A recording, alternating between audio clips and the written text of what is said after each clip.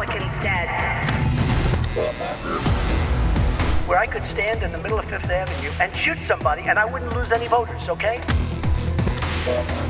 The women with the least likelihood of getting pregnant are the ones most worried about having abortions. On January 6th of 2021, you had tens of thousands of people peacefully protesting. No, it's not a right-wing conspiracy theory. It's not QAnon. It's real.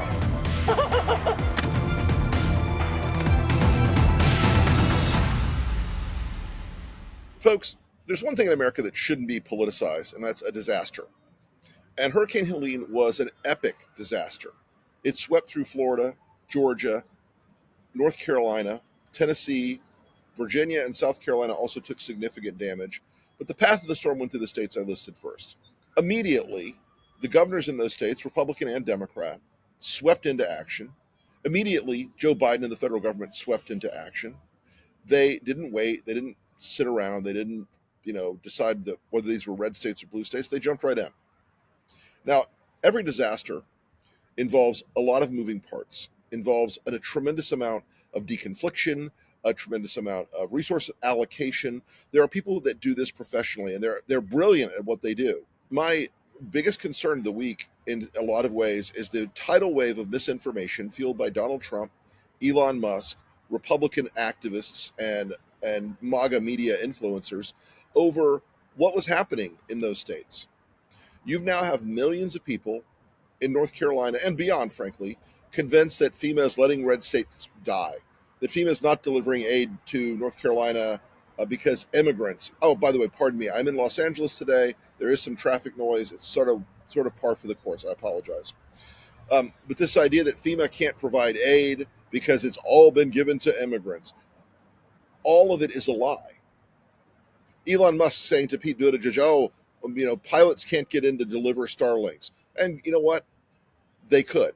The fact that there was a NOTAM issued that some people couldn't read, a notice to air missions is what it's called. It's a federal airspace document that is issued during a whole variety of things, weather, crises, security movements, all that stuff.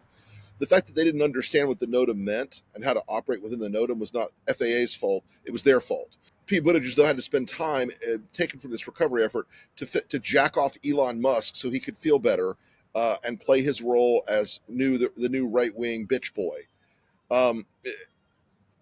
All of these people, Donald Trump leading the charge, of course, have come together for one purpose. It's not to help the people of Georgia and North Carolina and Tennessee and Virginia and South Carolina and Florida. It's to complain. It's to try to frame an issue so they can try to snatch back a state that they had lost because of Mark Robinson in North Carolina. That's the whole purpose of this agitprop you're seeing. Men and women who come into these rescue situations. Oh, and I want to add in the other organizations that come in, like World Central Kitchen with Chef Jose Andres, the Cajun Navy with the boat rescue stuff, the Virginia boat rescue folks, and of course all the mutual aid trucks that come in from around the country, as they did in Florida this year, and during Helene, and we're extremely grateful for that. But all these mutual aid trucks that surge into the states to try to help rebuild the power infrastructure. All these people are doing heroic work in a tragic place, in a tragic situation.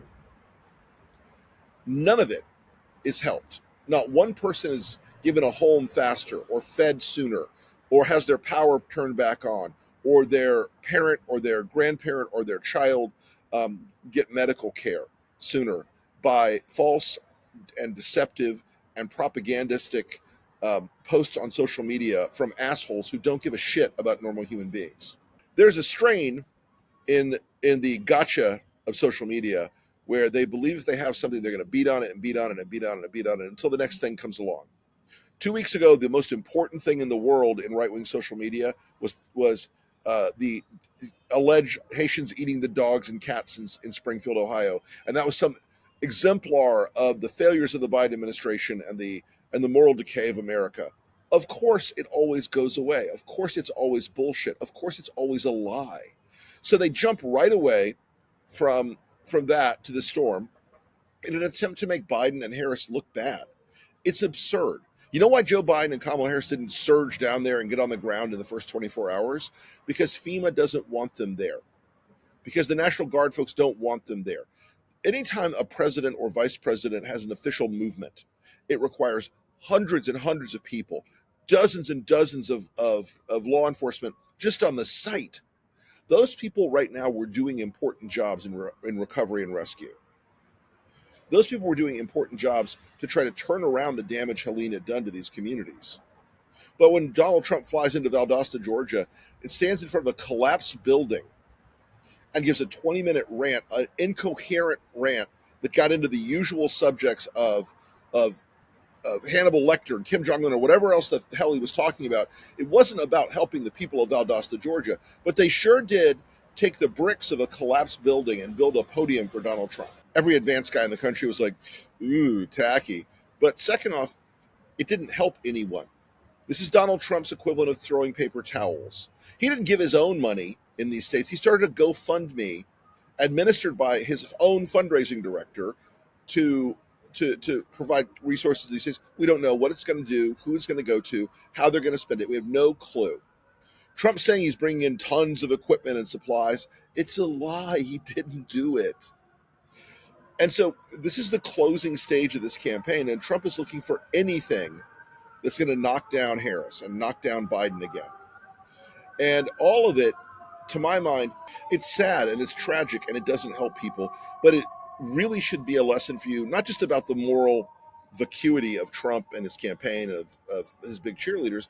It should remind you that there's a massive propaganda machine always running, always hungry, always looking. In the ocean of social media, the MAGA system is a giant great white shark. It's always stalking for food. It's always eating. It's never sleeping.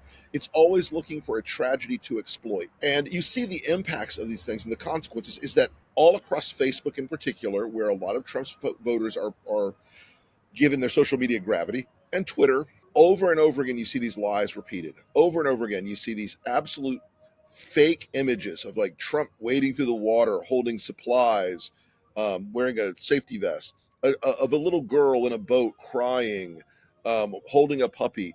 All this AI garbage you're seeing, you'll see more and more of it as the decades go on. It will become almost indistinguishable. It will become, the equivalent visuals to real life soon enough. But for right now, they still show the weird AI artifacts like the long fingers and the weird faces. But this idea that this machine is always out there is something you really have to pay attention to.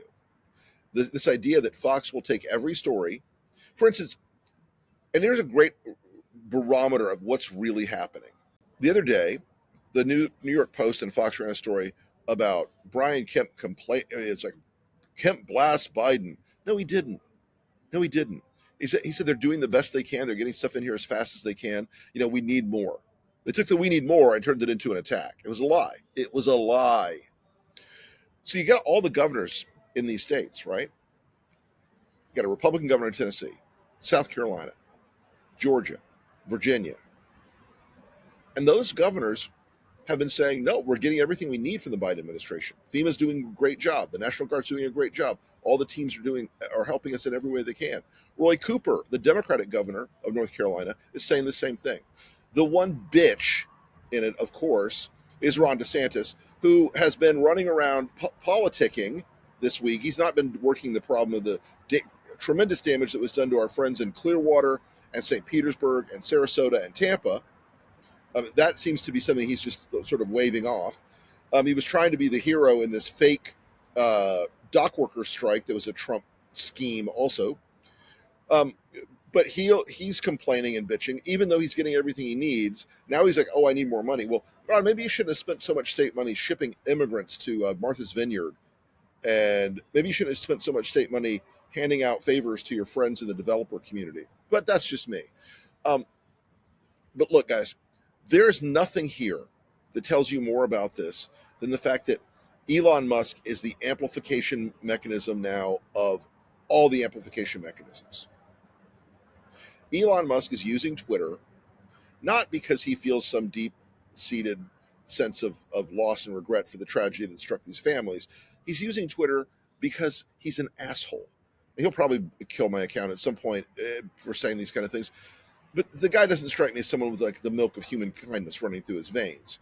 But he does strike me as somebody who's been so red-pilled now and will take and amplify the worst people on the internet. Okay, the worst possible people, lying, saying the worst, most absurd things, amplified them and turned it into a truth in the minds of millions of his followers. And that ramifies out again to Facebook and Instagram and other social media accounts. And if you go on Facebook, you will see lurid tales. FEMA is hiding 20,000 body bags. They don't want people to know how bad it is because it will make Biden look bad. Come on, people. Come on. A little bit of discernment and reading comprehension would be very helpful. Getting off Facebook would be very helpful for most of you also, because it is for the 50 plus Republican voter.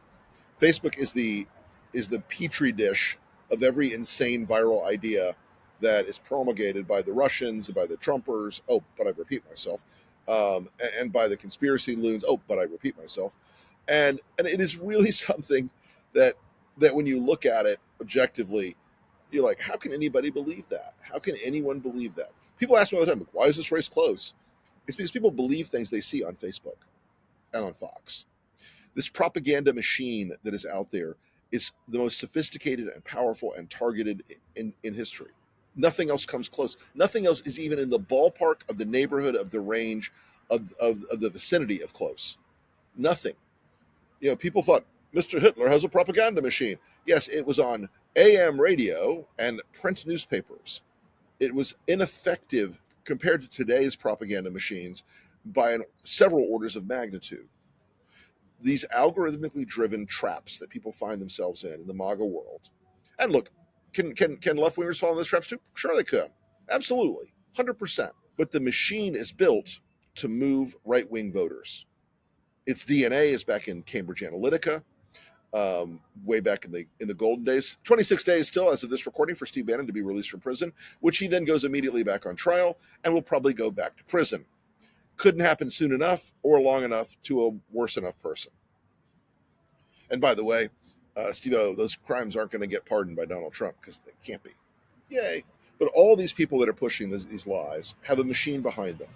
It's really important when your relatives and your crazy uncle on Facebook and those people start confronting you and say, what about this? They said that, FEMA was shooting people, shooting National Guardsmen trying to help their neighbors. Telling them it's a lie is hardly enough anymore, but pointing them at what the governors of these states are saying can help. Pointing them at legitimate facts and fact checks can help. Those things really can be important. But I mean, when you've got a person like Marjorie Taylor Greene with 2 million or so followers on various platforms coming out and saying, of course they can control the weather. First off, I presume in her mind, are the same people who own the Jewish space lasers. But the idea has bubbled up in MAGA world that somehow Joe Biden used this hurricane with some nefarious direction and was able to send it to red states and red areas of red states to harm them. I know you're saying to me like the same thing I said when I said, like, the fuck is this? Is she truly insane? Well, yeah, she is truly insane, and she is truly stupid. I mean, Marjorie Taylor Greene, it makes Kat Turd and Jim Hoft and Dan Bongino look like a sit down of Nobel Prize winners. She is truly a stupid person, and those few people are profoundly stupid, profoundly dumb. But she also knows that she's part of this machine. She said that because she knew it would get a lot of clicks, a lot of views, a lot of responses, a lot of people going, what the fuck is wrong with you? She liked it. And look, I responded because I like to fight with her because it bothers her that people will call her out very directly. I engaged in a political theory called cut the head off the snake. And if you've got to pollute these people's timelines when they say something absurd, Matt Gaetz is another one of these guys who's doing this sort of absurd claims online that is driving all this right-wing propaganda, this MAGA agitprop. You have to call them out and point out the absurdity because it does sort of pollute their message. They want a hermetically sealed thing where only their followers see a message and no one says anything different, and off they go to the races. But we don't control the weather, folks. If we could control the weather, I suspect that Joe Biden would not have been directing this hurricane through North Florida, but rather through a particular neighborhood in a certain country club in South Florida. But unfortunately for us, we don't control the weather, and the lives of hundreds of people that were lost in the storm is a tally to just how dark and stupid and evil that sort of assertion really is. These people that do this sort of thing, it really goes back to what I said in the very beginning. They place no value on human life. They believe that the tragedies that have befallen hundreds of thousands of people and the hundreds of lives that have been lost and the thousands of people who have lost homes and the long-term damage to the roads and the bridges of a part of the country, especially Western North Carolina, that I dearly love. Spent so much time out there in my life, and it is heartbreaking to see the towns that I really love: Burnsville, Spruce Pine, Micaville, all these places, Asheville, take so much damage that will some of it is never going to be recovered. Some of it will never come back. Some of it is done and gone. And these people exploiting that tragedy, weaponizing that tragedy for their own political goals, it's low, it's repulsive, and it's insulting to the tens of thousands of men and women who have flooded this area from FEMA, from the National Guard, from the Defense Department, from the state emergency response units, from the FAA trying to get airports reopened, to the World Central Kitchen guys in Asheville feeding the rescue workers and feeding the emergency responders. It's insulting, deeply, deeply insulting to the volunteers who are helping out in neighborhoods and in feeding centers and soup kitchens. It's insulting to the people rescuing the people still, as of today, out of their homes. It's insulting to the people recovering the bodies of the dead from their homes. It's insulting to the governors of these states, Republican and Democrat, who are doing everything they can to help their people recover. It's insulting to the president and to the vice president by trying to put a tragedy on their shoulders that they've responded to impeccably. It's insulting to the people these mutual aid guys who are stringing up power lines as fast as they can. It's insulting to the road building folks who have flooded in from all over the country to try to reopen roads and highways so we can get rescue folks into isolated communities. You should remember this. These are people that create these lies, create these propaganda campaigns, and create these insults because they don't give a shit about the victims of a storm. They don't give a damn about the cost of the storm. They don't give a damn about the hard work being done to rescue and recover. They care about a political outcome. That's all they care about. And they are truly some dark people in that regard. And they're on the enemies list in a really permanent kind of way.